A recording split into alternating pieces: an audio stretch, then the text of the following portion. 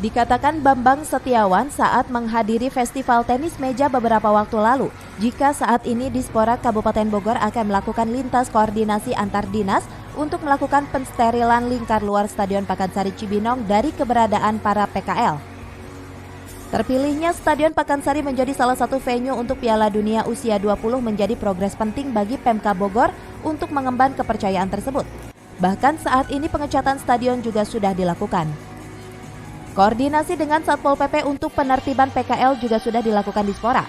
Namun saat ini masih butuh beberapa proses untuk menata pedagang kaki lima yang terpapar di lingkar luar Stadion Pakansari.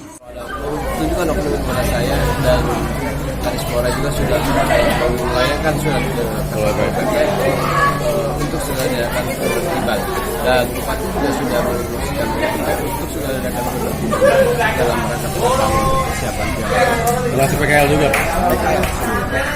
Terus itu yang termasuk Taman Kota itu gimana?